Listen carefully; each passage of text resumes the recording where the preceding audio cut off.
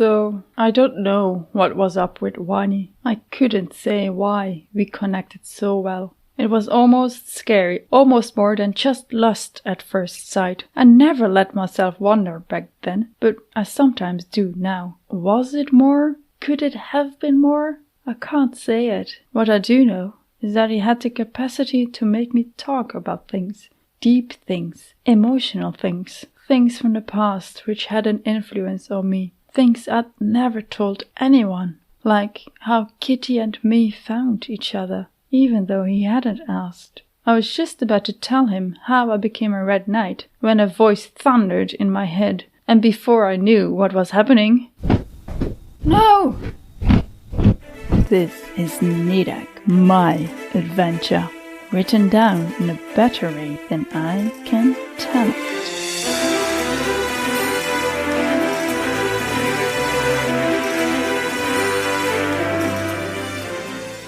Episode 19. A Tiny Meow. With a rush of air, Blackie swooped down from above. She landed on top of the statue and began eating the grass. Nadec looked up at her, incredulity strong on her face. She's been gone for almost a whole day and just ignores us? I need to know what happened. Wyny glanced at her. Well, you are the one who had sent her off in the first place. She is most likely quite hungry from the flight. It was a fairly large distance after all. Nadec grumbled. He was right. Partly. She hadn't sent her off. She had suggested it, and the dragon had agreed. Perhaps she disliked killing as much as Nadec did. Either way, she still wanted to know if anything special had happened. After discovering her true heritage, getting strong confirmation of the suspicion anyway, she'd sat down next to the statue to think. Kitty had taken residence on her lap. Wyny had sat next to her in his own silent contemplation. He hadn't said a word when she came back from testing the heat of the halberd's blade. Perhaps he had realized she truly needed to be left alone with her thoughts. He was a good man. A little bit stiff at times, but that fit his ruler trope profile perfectly. How do you think she would be able to tell you what she saw? It is not as if she can talk to us. He was looking up at the dragon, face contemplative and amazed at the same time. In a quieter, more thoughtful voice, he said, It is still full of wonder. I never believed to someday meet a dragon. They are myths, as the statue of the originals is supposed to be. His head turned towards her. If I was a storyteller, I would never want to leave your side. You appear to attract all the wonder and adventure to you.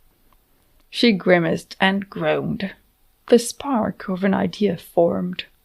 Perhaps she could find a writer some day to write down her adventures. Will you be my loyal? She had meant it in jest, but of course he didn't understand it. The flippant tone of her voice grew soft. If it was up to me, I'd rather not have these adventures.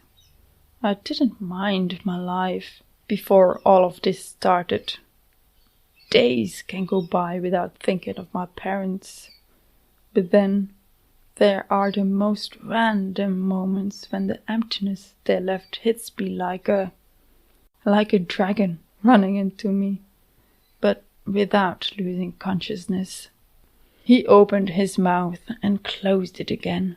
Shuffling, he closed in and looked at her, his usual serious face made softer by his eyes. She'd never noticed it before, but they had a thin outer ring of golden yellow around the blue. Nadec could see something in them. Compassion, curiosity, guilt. Her thoughts straightaway ridiculed herself. Bah! Reading emotions in eyes is such goat shit. More chance of getting it wrong than right. What's he trying to do, though? She squinted at him sideways. I understand you do not like talking about yourself, and I am not pressing you. He said that last bit in a hurry while holding up his hand. But what happened?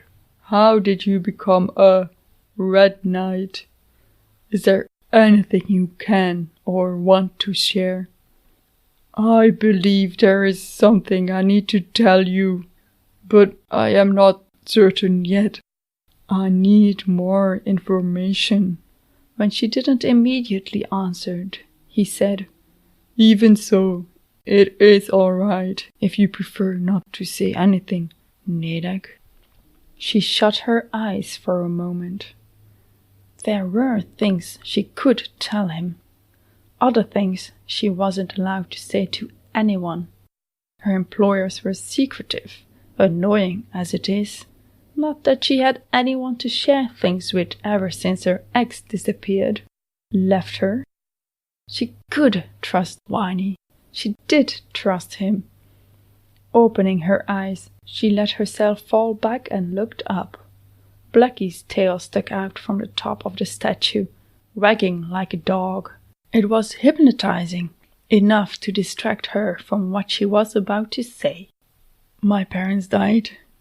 Her voice hitched up, but she focused on the wagging tail. It helped. I suppose you already knew that. I moved out a year before it happened. To live with my boyfriend. Ex-boyfriend now, of course. He left me not long after the funeral, which never made much sense to me because I never got along with him, and he always defended me. Actually, it was after a large argument with them about him that I moved out. She was rambling now. She didn't care. It was the first time she told this to anyone. She never had many friends. The few she had stopped being friends during her relationship with Frank. The story poured out. Kitty had moved from her lap to her tummy, an easy stroking distance. Part of me still wants to believe he didn't really leave me, but something happened to him. Part of me never wanted to accept that my parents happened to be in the same airplane when it crashed. They went on business trips all the time, but almost never together. But I suppose they weren't business trips after all. They were skipping back here to rule their kingdom, right? She sighed, not giving Wyny a chance to reply. It wasn't a question meant to be answered anyway. I didn't even know them. Why didn't they ever tell me about all of this? She waved her hands randomly to point out the other realm. Didn't they think I was good enough to be their heir? Was I a disappointment? Well, so everyone was gone. I was in a very bad place when I tripped on the sidewalk. I crawled towards the wall and just sat there until I should have been dehydrated from crying. No one stopped to ask if I was all right. I wasn't. No one would have been able to help me. She closed her eyes and was surprised to see a tear roll down both of her temples. Then, suddenly, there was a rustling to my right. So, obviously, I looked towards it and got greeted with the smallest, frailest meow of all times. A tiny kitten wobbled towards me. He let me pick him up, and a baby purr started up straight away. As if he knew she was talking about him, Kitty started purring, the vibration soothing through her belly. I wiped my eyes and took him to the nearest vet. They said he was probably about 4 weeks and wouldn't have survived much longer if I hadn't found him. The thing is, I wouldn't have survived much longer if he hadn't found me. We saved each other. She gave Kitty a cuddle, as well as she could while lying down, and opened her eyes, moving her head to look at Wyny. I suppose I got a bit sidetracked. I'll get to the Red Knight thing soon. But yeah, from that day on, Kitty and me have always been together. Except I had to leave him behind too often to do my duties after Dad recruited me. But I also didn't want to put him in danger. Half a year ago I decided to train him anyway. So that's where we're at now. As for the Red Knight stuff, 4 weeks after my parents passed away, run! The voice boomed in her head, loud enough to scare her upright. The flapping of massive bat-like wings couldn't drown out the next sentence. Must, Nadec, you run! Wyny, leave! Kitty, take! Instinct kicked in. She picked up Kitty, grabbed her bundle, but stopped. Wyny looked at her in confusion. He hadn't heard the voice. Why would she have to leave him? That didn't make any sense. Not panic!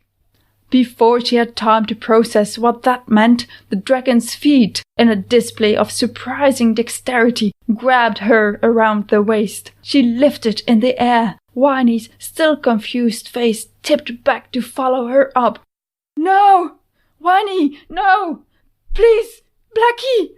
What are you doing? We can't leave him. Oh no! Who are those people? We have to help him. Blackie! Why? You have been listening to Nadec, Chapter 19, A Tiny Meow.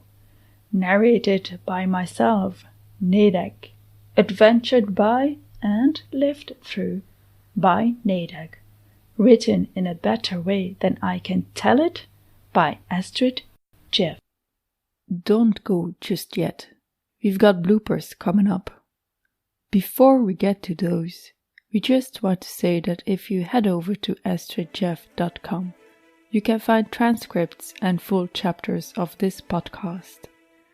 Even more, you can find the unedited draft of Nadec at least up to 15 chapters further than the podcast goes. So, if you're keen to know how the story continues, you have the option to go and read. Find us on Twitter at AstridJeff and at Nadec and Kitty. If you like this show and would like to support it, a good way to do that is share it around to everyone you know. An even better way is to rate and review it on iTunes or whichever podcatcher you use. Don't forget to follow the show or subscribe for free. The flippant tone.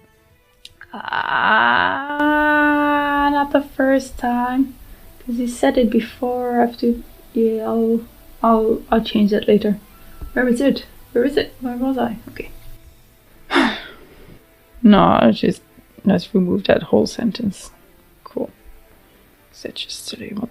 It doesn't matter if okay. Remove. Bye. Sentence. Bye. Bye. Boop, boop, boop. Gone. It was hypnotizing enough. No, wait. It was hypnotizing. It was hypnotizing!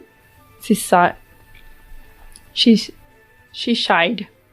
Then said he was probably about 4 weeks and wouldn't have survived much longer if I hadn't found... What? If I hadn't found him. Wow, that was weird. After that recruited me. After that recruited me.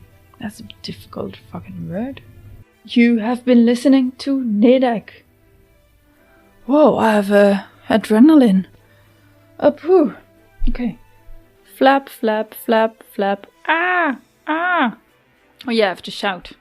There's not only the flapping, there's the shouting as well. What the fuck is my neighbor doing? Okay, flap, flap. No! No! No! Adrian! I apologize for what you just heard. I do not have a shouting voice. I'm Nadec after all.